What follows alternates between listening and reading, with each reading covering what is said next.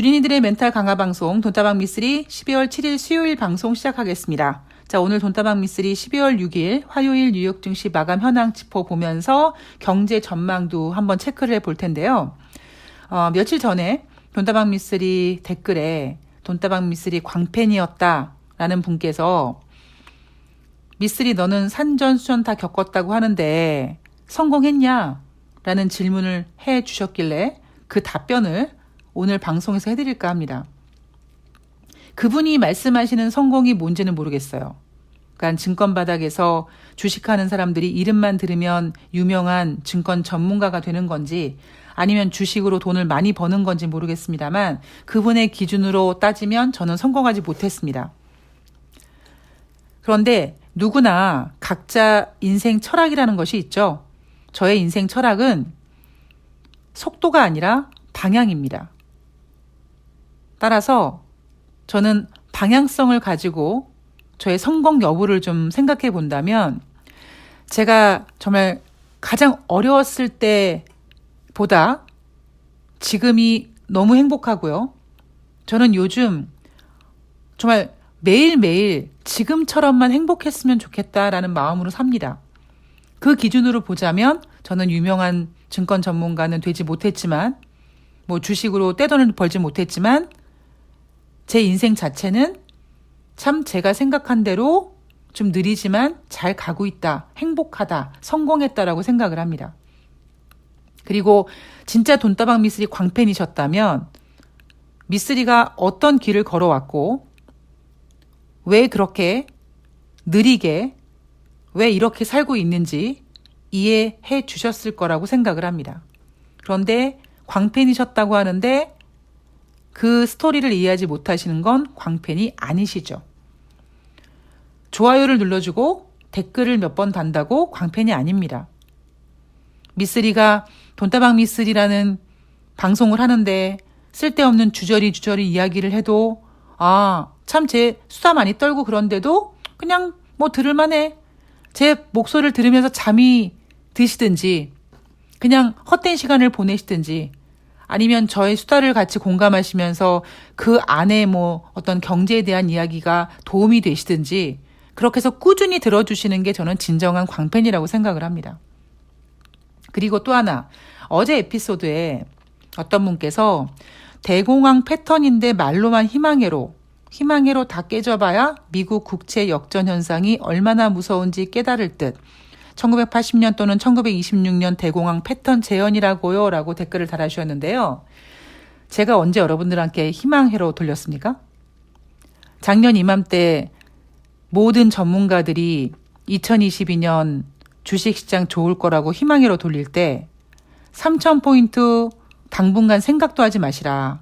2250포인트까지 하락할 수 있다라고 오히려 공포심을 조장한 사람이 접니다. 지금도 마찬가지예요. 제가 지금 돈다방 미쓰리 방송에서 여러분 2023년도에 주식시장 좋습니까? 라고 합니까? 저는 1980년도 그때 주식시장이 있지 않았습니다. 1926년 대공황 패턴 재현이라고요? 전 그때 태어나지도 않았습니다. 경험한 적 없고요. 모릅니다. 차트? 저는 차트 그렇게 중요하다고 생각하지 않다고 말씀드렸죠. 근데 저는 지금 돈다방 미쓰리에서도 내년 증시가 좋다고 얘기한 적이 없어요. 대신에 제가 이 바닥에 몸담고 있으면서 저는 9.11 테러, 대우 사태, SK 사태, 금융위기, 유럽발 금융위기 다 겪어보지 않았습니까?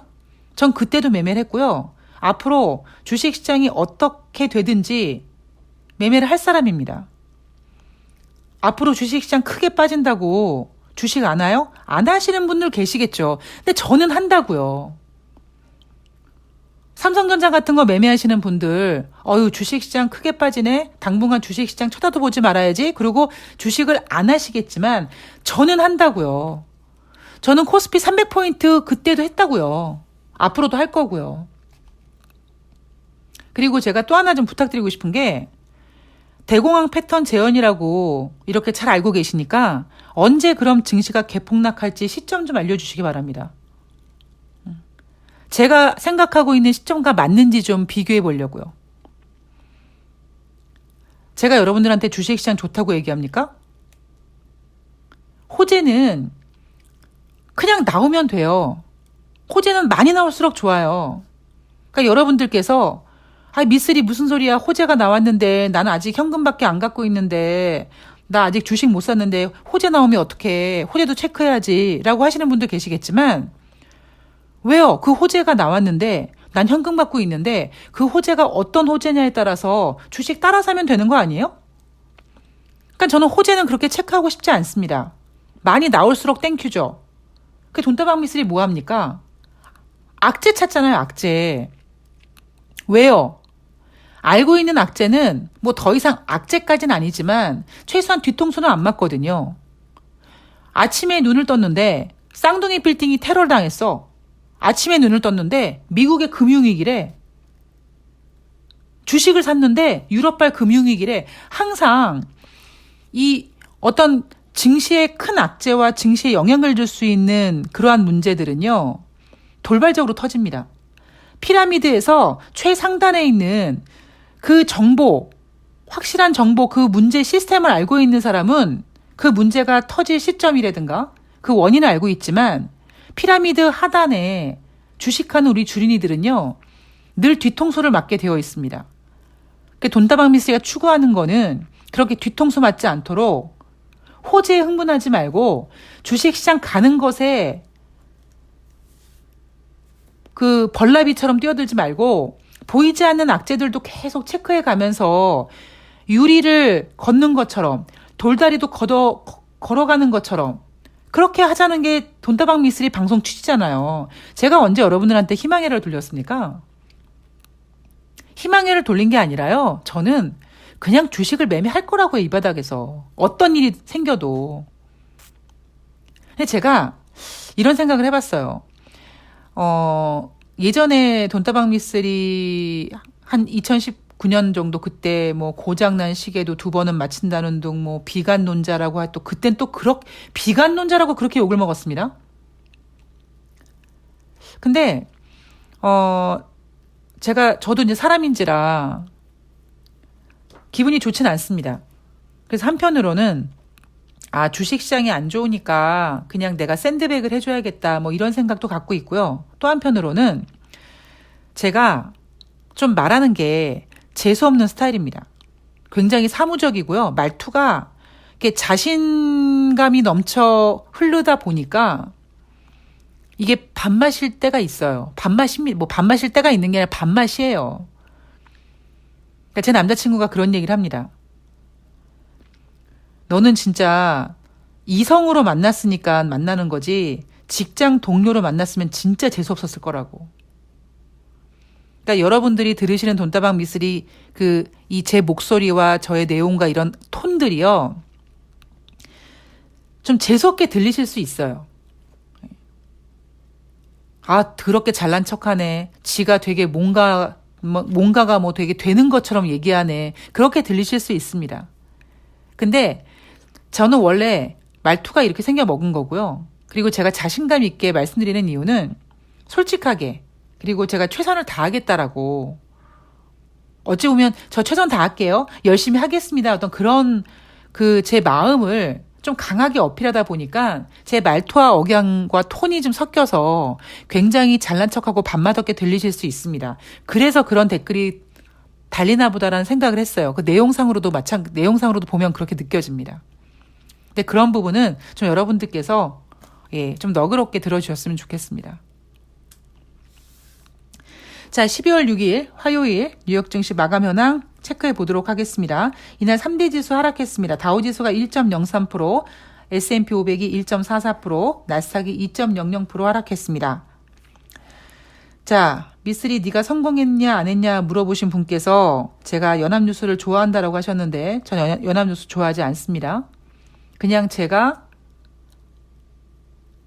돈다방 미쓰리를 하기 위해서 여기저기 언론사 뉴욕 증시 마감 현황을 다 취합해서 보는데 그나마 한눈에 확 들어올 수 있게 좀 정리된 게 연합뉴스 자료이기 때문에 사용하는 겁니다. 자, 이날 뉴욕 증시 하락에 있어서 연합뉴스는 연준이 긴축 장기화할 거라는 우려감 때문에 하락했다라는 것에 비중을 더 많이 싣습니다. 어제도 마찬가지였죠. 어제도 ISM 11월 달 서비스 PMI 지표가 10월 달보다 잘 나왔다. 10월 공장제 수주가 상승했다. 그래서 미국 경제가 좋아서 연준이 금리 인상을 더 공격적으로 하겠네. 이래서 뉴욕 증시가 빠졌다고 하는 개소리를 남발했죠. 제가 어제 방송에서 지금 연준이 걱정하고 있는 건 인플레이션이 아니라 미국의 경기 둔화다. 오히려 이날 경기 지표가 잘 나온 걸 땡큐로 생각해야지 경기 지표 잘 나온 걸 가지고 연준이 계속 공격적인 금리 인상을 하겠네. 그 우려감으로 뉴욕 증시가 하락했다라고 하는 거는 투자자들을 굉장히 좀 투자자들에게 잘못된 메시지를 주는 거다. 그리고 제가 거기에 반박한 내용 중에 또 하나가 뭐였습니까? 지난주에 발표했던 ISM 11월 제조 PMI 지표는 안 좋았는데 제가 이런 얘기 해드렸죠.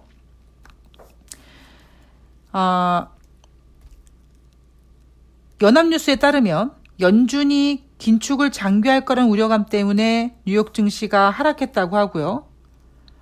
11월 고용 좋았고 ISM 11월 달 서비스 PMI 지표가 상승해서 내년 하반기 금리 인하는 어려울 것 같다는 전망 때문에 투자자들이 실망해서 주식이 빠졌다고 합니다.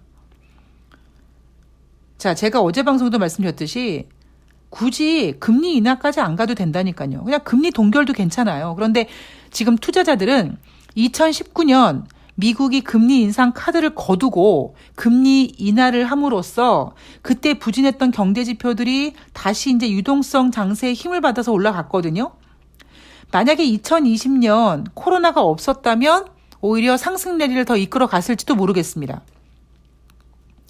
그때 투자자들이 금리 인상 카드를 거두고 금리 인하를 함으로써 주식시장이 다시 올라가는 모습을 보다 보니까 자꾸 지금 시장에서 금리 인하를 요구하는 겁니다.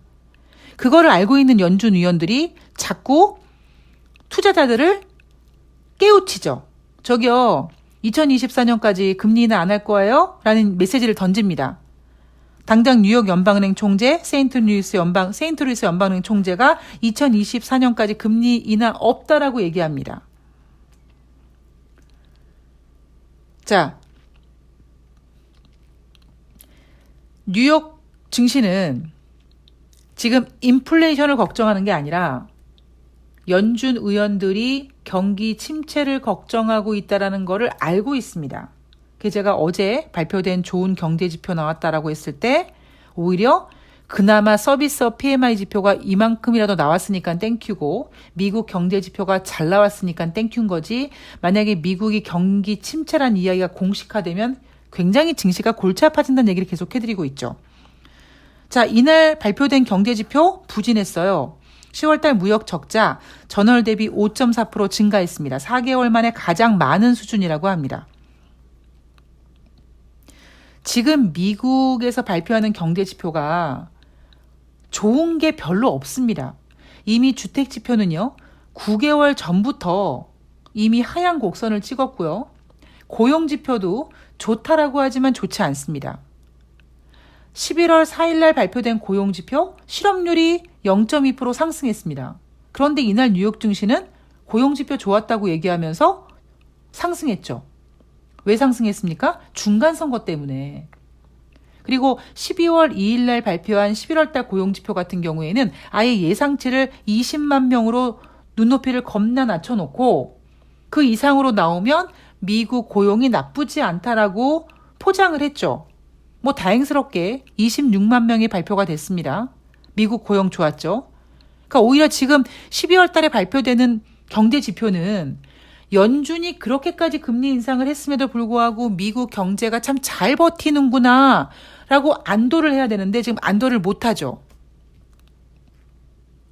안도를 못하는 이유가 뭡니까? 시장에서 얘기하는 거는 연준 위원들이 경제 지표가 좋으니까 자꾸 금리를 계속 인상하려고 할 거야. 이것 때문에 안 좋은 거라는 거잖아요. 근데 여러분 냉정하게 생각해 보세요. 3개월 전에 8월 25일 날 제롬 파월 연준 의장이 잭슨홀 미팅에서 어금니를 꽉 깨물고 미국의 경기가 고통을 받더라도 인플레이션 2%가 될 때까지 금리 인상을 계속하겠다고 했습니다.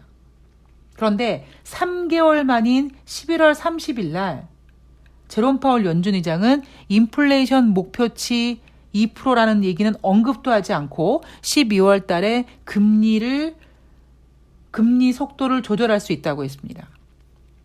왜일까요? 물론 지금 미국의 소비자 물가지표가 7.7%까지 내려온 건 맞지만 연준이 처음에 원했던 그 위치는 아직까지 한참 남았습니다. 그럼에도 불구하고 제롬 파월 연준 의장이 금리 인상 속도 조절하는 이유가 뭐겠습니까? 연준 위원들은요, 경제 지표를 보거든요. 지난번 베이지북도 마찬가지고 미쓰리처럼 경제지표 발표되는 거 모는 종이에 찍어본단 말이에요. 지금 연준 위원들은 걱정하고 있는 게 미국의 경기 둔화입니다. 그래서 공격적인 금리 인상 카드를 거둘 수밖에 없었어요. 제롬 파월 연준 의장이 11월 30일 날 12월 달에 FOMC 회의에서 금리 인상 속도 조절할 수 있다고 얘기한 이유는 인플레이션이 자기들 원하는 만큼 줄어들고 있기 때문이 아니라 부진한 경제 지표를 걱정해서 금리 인상 카드를 지금 회수하고 있는 중입니다. 그러니까 뉴욕 증시에서 미국 경제 지표가 잘 나왔다, 잘 나온 것도 아니지만 잘 나왔다 했을 때 오히려 고맙게 생각해야 되는 거죠. 그리고 또 하나, 연준 위원들은요, 이제 더 이상 자기네들이 금리 인상을 함으로써 인플레이션을 잡을 수 없다라는 걸 알고 있습니다. 자, 제가 계속 이번 주에 와서 말씀드리고 있는 부분이 인플레이션을 자극할 수 있는 여러 가지 요인이 있죠. 소매 판매도 있고, 그리고 생산자 물가지표가 몇 개월 뒤에 소비자 물가지표에 자극될 수도 있고요. 그 다음에 고용지표에서 임금 상승이 인플레이션을 자극할 수도 있습니다. 그리고 미쓰리가 말씀드리는 게 뭡니까? 주식시장이 좋으면 인플레이션을 자극합니다. 주식시장이 좋으면 이 주식시장이 좋은 덕분에 경제지표를 술렁거리게 해요. 그 경제지표 중에서 당장 소비를 건드리고요. 그리고 기대감을 부풀립니다. 그래서 지금 뉴욕 증시는요, 인플레이션을 잡기 위해서 올라가면 안 돼요. 그래서 이번 달에 들어와서 12월 달에 뉴욕 증시가요, 한 번도 제대로 상승한 적이 없습니다. 지금 뉴욕 증시가 기다리고 있는 게 뭐겠습니까? 이렇게 증시 분위기를 좀 누르면서 경제 안 좋아할 거야 이런 식으로 인플레이션, 소비자들의, 미국 국민들의 지갑을 닫게 만드는 겁니다. 분위기를 엄청 위축시켜서 12월 13일 날 발표되는 소비자 물가지표를 떨어뜨리게 한 다음에, 그리고 그 다음 날 연준이 12월 달 FOMC 회의에서 50bp 금리 인상 해버리면 인플레이션 지표도 7.7% 이하로 떨어지고 연준이 약속한 대로 50bp 금리 인상하고 그랬을 때 충분히 산타 랠리로 갈 수 있는 분위기를 만들 수 있죠. 그런데 다시 말씀드리지만 여러분들이 생각하고 있는 산타 랠리는 아니라고요. 제가 산타 랠리 하는데 이건 산타 랠리는 희망회로가 아니라고요.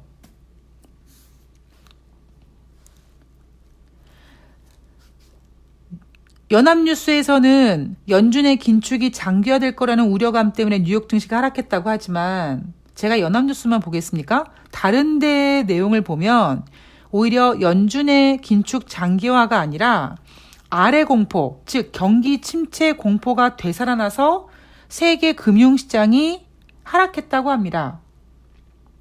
자, 첫 번째 뭐냐면 국제 유가 먼저 볼까요? 지난번에 오펙과 오펙 회원국들이 뭐라고 했습니까? 자기네들이 원하는 국제 유가 가격 수준은 $90 선이라고 했어요. 제가 그때 뭐라고 말씀드렸냐면 그거는 그냥 그들의 소망일 뿐이고 $90 아래로 내려올 것이다. 자, 국제 유가요. 지금 WTI가 74.25달러까지 내려왔습니다. 경기 침체에 가장 먼저 반응하는 애가 국제 유가죠. 이미 미국의 경제 지표는 주택시장은 거의 뭐 9개월, 10개월, 다른 지표들도 이미 다 지금 경기 둔화를 보여주고 있는데 쓸카드가 많은 미국은요. 미국의 경기 둔화를 인정하지 않습니다. 그런데 국제 유가는 굉장히 순수한 녀석이다 보니까 이렇게 반응합니다. 미쓰리가 올해 상반기 때 국제 유가 100달러 넘어가고 전문가들이 200달러 타령할 때 올해 평균 WTI 가격이 100달러 아래 내려올 거라고 했잖아요. 오펙과 오펙 플러스 회원국들이 90달러를 원하지만 그 아래로 내려올 거라고 말씀드렸잖아요. 이게 왜 그렇습니까? 저는 미국의 글로벌 경제가 이렇게 둔화될 거라는 걸 알고 있었기 때문이에요. 자, 그리고 이날 IMF 수석 부총재가 이런 얘기를 합니다. 각국 중앙은행들이 통화정책 조정에서 실수할 가능성이 크다. 자, 중국 경제 하향 조정이 세계 경제 전망에 있어서 10월 이후 가장 큰 변화를 줬다. 중국의 전망이 눈에 띄게 어두워졌다. 자, 내년 세계 경제는 올해보다 나쁠 것으로 전망한다. 지금 현재 미국의 실업률이 3.7%인데 2024년도에는 5% 이상 올라갈 것이다.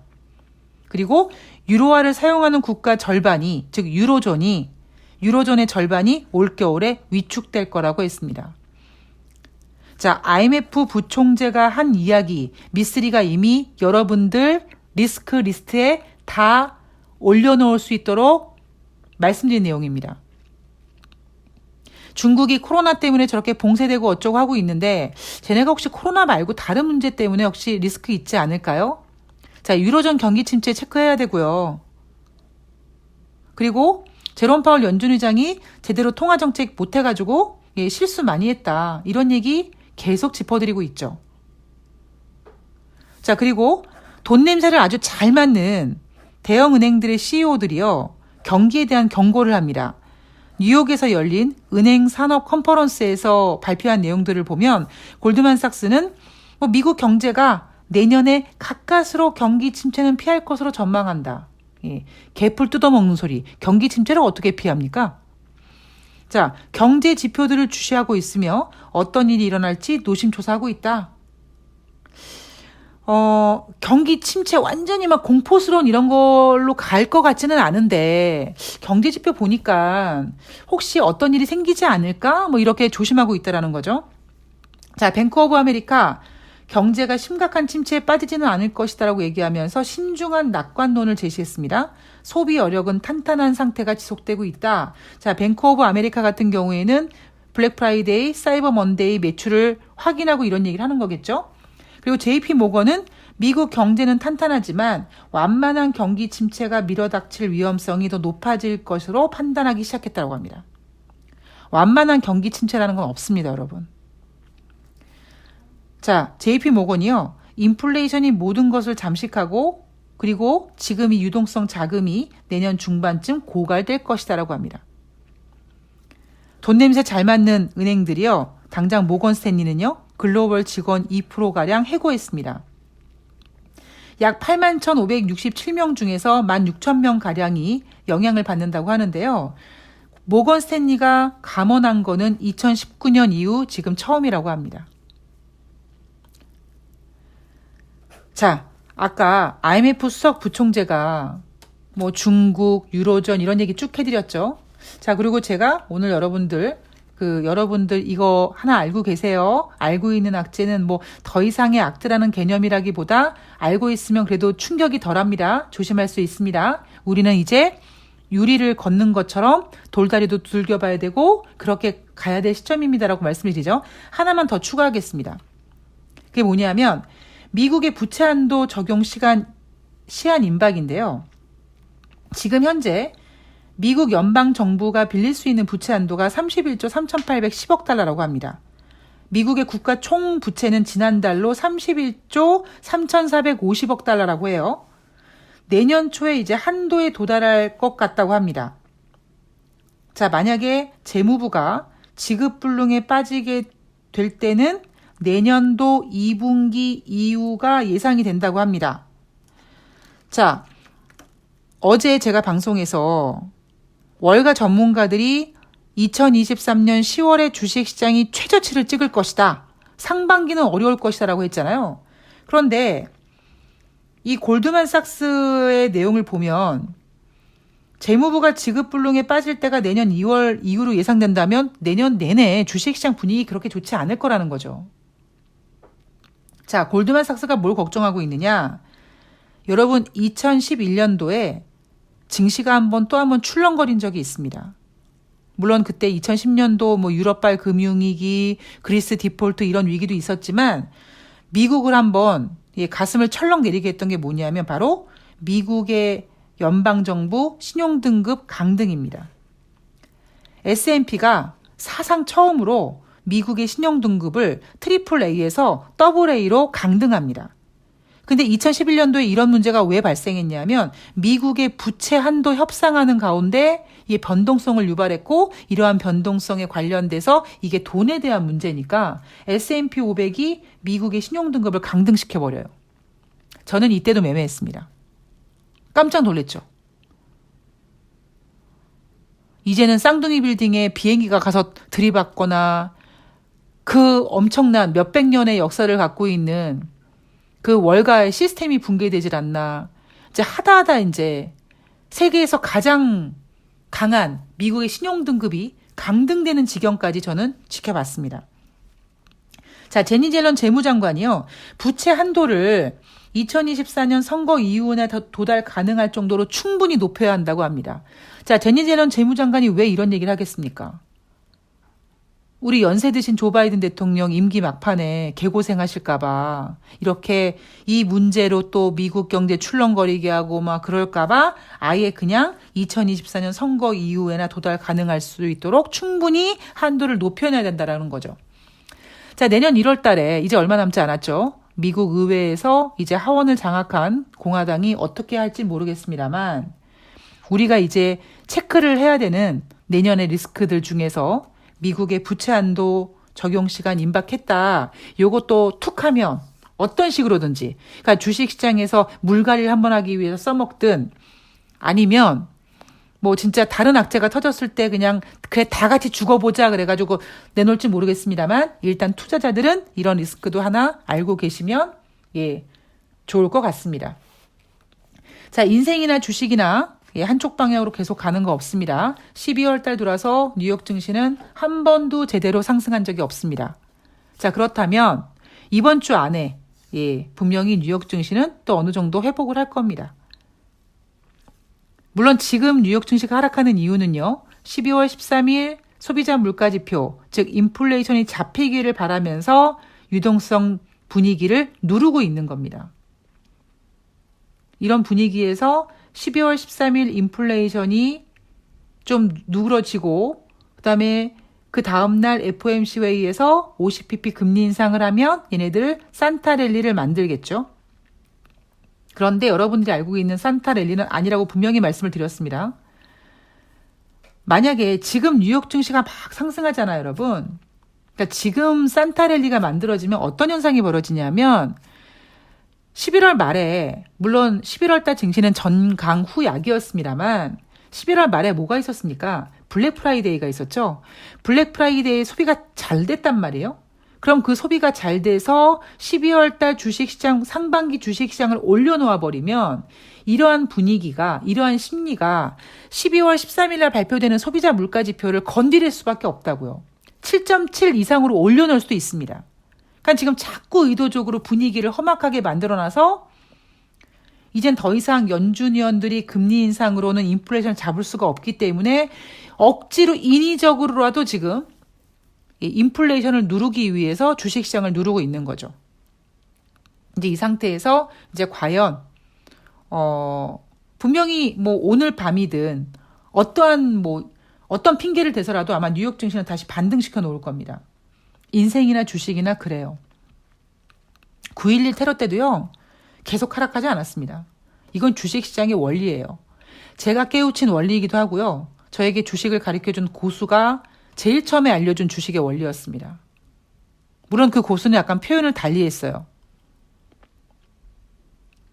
그 고수는 주식은 반드시 제자리를 찾는다라는 표현을 했는데 저는 약간 감성경제 방송이니까 감성경제로 표현하자면 인생이나 주식이나 한쪽 방향으로만 계속 가는 게 없다라고 표현을 하죠.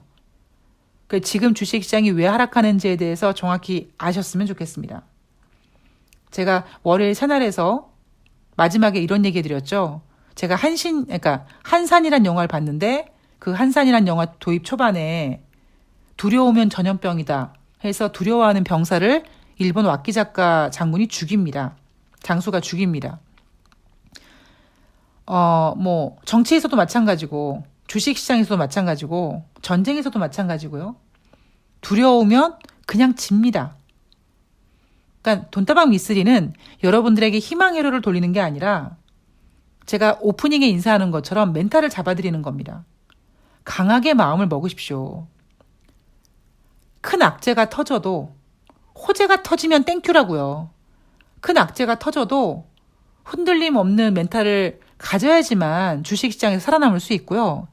그 멘탈을 갖기 위해서 그냥 멘탈만 갖는 게 아니라 우리가 찾을 수 있는 시장의 어떤 악재들을 꼼꼼히 찾아서 알고 있으면 당해도 덜 당한다라는 거죠.